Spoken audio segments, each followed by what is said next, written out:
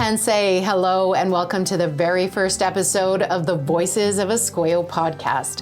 I'm Jeannette LaBrie, and I sit on the board of directors for Esquauo, the Institute for the Advancement of Aboriginal Women. And I'll be your guest host for the first two podcasts as we explore stories of Indigenous women's resilience, leadership, and community. But before we begin, I want to acknowledge that we're recording on Treaty 6 territory and the homeland of the Métis Nation of Alberta. We honor the First Nations, Inuit, and Métis people whose footsteps have cared for this land for generations. And today we are broadcasting from Esquauo's main administration building in West Edmonton. Now, Esquauo's mission is all about supporting Indigenous women and Two-Spirited folks through programs like land-based healing, ceremonies, counseling, and advocacy, blending tradition with practical support to help the community thrive.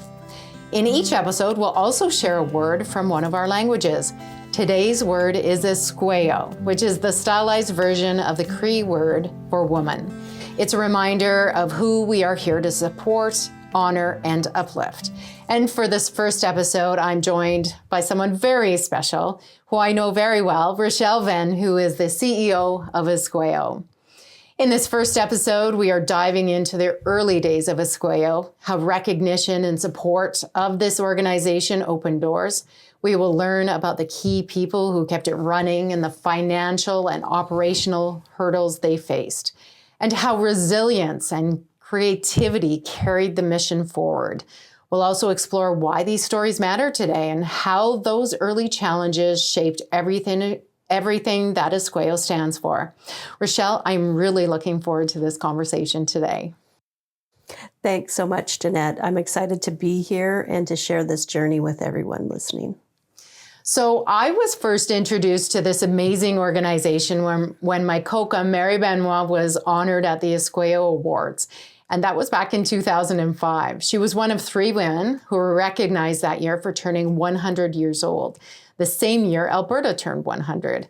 And she went on to live to 105, and I'm so lucky to have been able to spend all those years with her. And just over 15 years later, I was drawn back to this organization and wanted to volunteer with Esquauo to help support Indigenous women in our community. It has made such an impression on me. So let's start at the beginning. This organization started 30 years ago, and Esquauo has such a powerful legacy. But I know the early days weren't easy. What do you remember most about those first steps?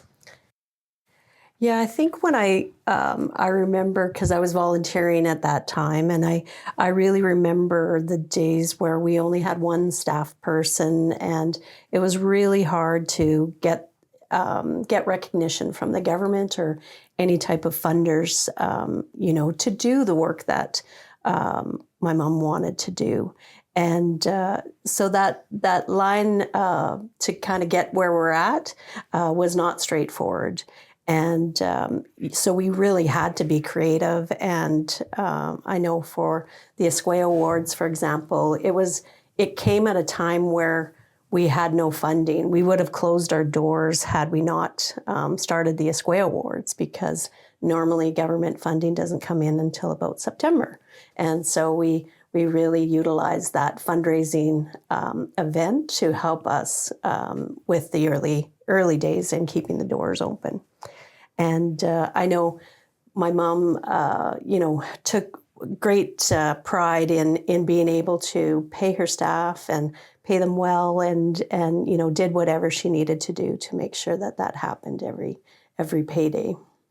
And really, the founders, the people who started this, your mom, Mariel Stanley Venne, Margot Parizeau, another key figure who worked together to make this dream happen. Tell me a little bit more about those two incredible women. Yeah, they were quite the team, and I know they traveled a lot of Alberta, together, meeting women in the communities. Most of the meetings were around the kitchen table in the beginning, and it was just each one sharing a little bit about what they were experiencing and how they could help other women. So that was really how it started, is just identifying what sort of things is needed and what we could do. What was really driving the two of them to work with Indigenous women, help Indigenous women? What sparked that? I know I can speak for my mom in the area that she struggled, because I knew a lot about that. She went back to university with 4 kids, and it was really hard. My dad was somebody who thought the woman should be in the home. And so my mom really wanted to go to university, and eventually my mom and dad parted ways. But that really led her to a life of struggle financially, and also just, being able to keep her head up high and being proud of who she was. And she also talked a lot about her grandmother and, not being able to learn to speak Cree in the home and things like that. So it was things like that that really spurred her onto helping as many women as possible. And you said that it started at a kitchen table. Mm-hmm. This work started there. How did it expand? Where did it move to next? What buildings were they in to do this work? Yeah, I remember we had a space in the bottom of the Friendship Center. So, my mom looked at it, okay, we can make this work, right? And so it was kind of interesting because my mom made that space very much comfortable for everybody. So actually everybody would go there instead of to the reception of the Friendship Center. They'd come down to our offices. And so she had a great knack for, design and making plants come to life and things like that, which made women very comfortable there. And so we were given that opportunity to start there. And I remember, we were always in the basement of some building, or, in a place that had leaking problems, or, it was just really spaces that probably wouldn't be rented by others, but we took them and said, this is right. And then just spruced them up a little bit and made them ours. So that was one of the first places we went to. And I know originally she had wanted to have the organization operating out of a university or post-secondary institution. But I think she was a little bit ahead of her time. And I imagine it was tough sometimes to keep the lights on in some of those basement type areas that you were renting. Mm-hmm. What did she do to make sure that this organization would continue to operate, continue to grow? Yeah, she did a lot financially. I know, there was an issue with, even opening a bank account when you're a small nonprofit organization. They're looking for equity. She had to put her personal finances on the line for the organization in the beginning, which is sad because, that should be something that people can do. But I know she, put second mortgage on her home and, got out loans, personal loans to pay for staff when we knew things were coming, but it was just slow, like the process of getting government funding. Sometimes you have to wait months before you get money.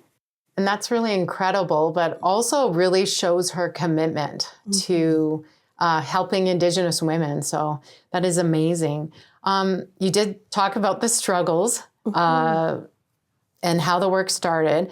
At what point did the organization start to turn the corner? They had to have overcome some huge barriers, though. Yeah, for sure. And I think I can give recognition to the province of Alberta because it didn't matter what government was in power, but they did recognize the importance of hearing the voices of Indigenous women. So in the early days, we were given the opportunity to go out into the communities and ask women what they thought about potential new policies coming out and things like that. So that's how we really got started. And in that, we did a good job, and we were always able to do that plus meet with the women and do other things when we went to the community. It really served the basis of our operations going forward. So enhancing those voices of the women and being able to bring that back to policymakers so that they knew, what was happening in the communities.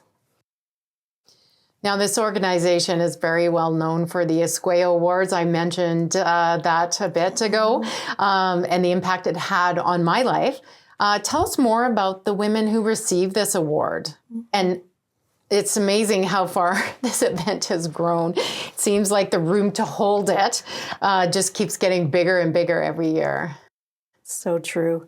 Yeah, I have been fortunate to be at every event, and I know each one, it has its own really good messages and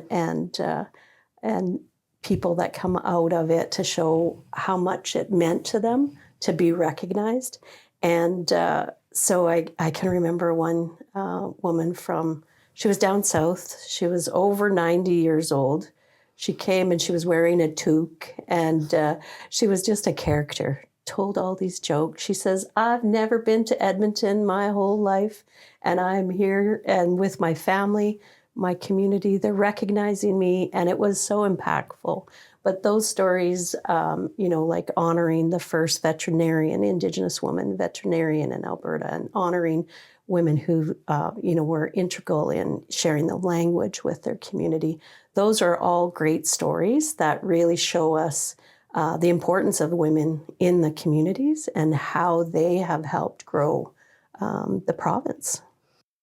And the women who receive the awards are so proud, and they should be. And their families are there to cheer them on. Their friends are. I love going to the event every year, just hearing the women's stories. So it's amazing, and look forward to it every year. So we all know that it takes money to make this happen. And you've mentioned some Indigenous organizations face barriers that others may not. So can you talk a bit about that? Mm-hmm. Yeah, I wondered why. That's kind of, always have to wonder why it is so hard, because just normal things like, getting a credit card for the organization. We're 30 years in, and, we just got credit cards maybe 2 years ago. So it's like we already have shown, that we pay our bills, that we do things in a good way, and we have money in the bank. Why is it so hard for us to get that?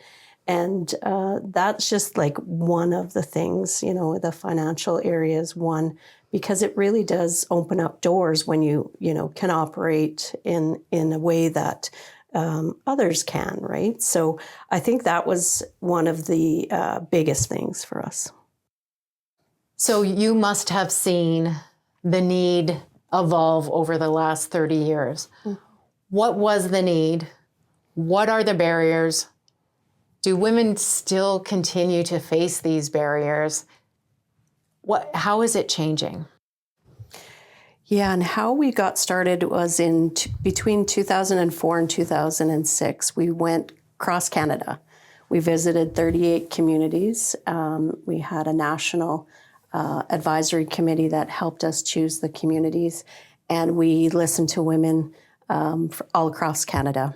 And the three things that kind of were the main issues across Canada were violence, poverty, and discrimination.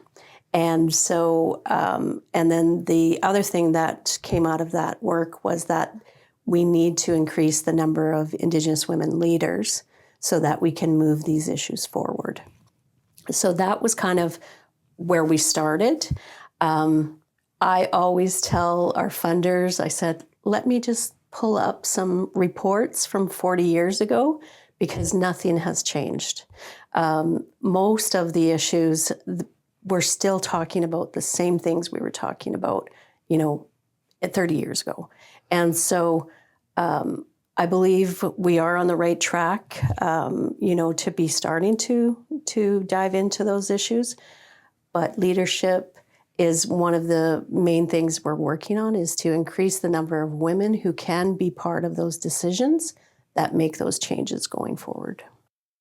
So you had mentioned there are some small changes moving forward. Things have shifted a bit then?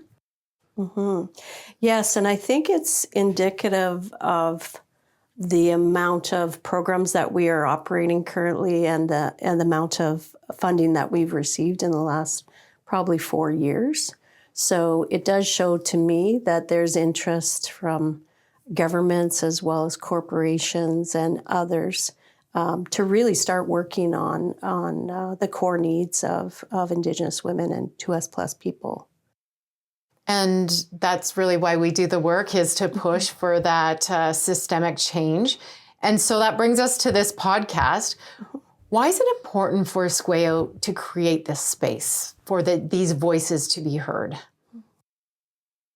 Yeah, I think from my perspective, it is important because there's not a lot of opportunities for women to bring forward their voice, but also have a place that they can feel comfortable in and receive supports from other women and really move forward on where they want to get to, like advancing, to the next step of their life. And that's why you mentioned the Esquauo Awards and why they're so important, right? Because then we celebrate that. The Esquauo Awards were, brainchild of Margot and Muriel, and really, has done so much in the communities to promote the women. And I always remember Mary Brown from Slave Lake, and she said, now I walk down the street and the mayor says, "Hi, Mary, how are you doing?" He acknowledges me, and it was just so important for her to receive a little bit of recognition in her community. And that's exactly why this podcast will carry forward. Thank you so much today, Rachelle, for sharing the history of Esquauo and the amazing women who had the vision for this work. And that wraps up part 1 of our very first podcast, our first episode.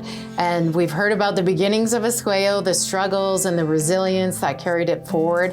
And in part 2, we'll talk about where Esquauo is today, the programs, the achievements, and the vision for the future. We'll also look at how storytelling like this podcast will help us keep building momentum. So Rachelle, thank you for sharing these stories with us today. Thanks, Jeannette. And thank you all for listening. And don't forget to follow and share this podcast so more people can hear these important stories.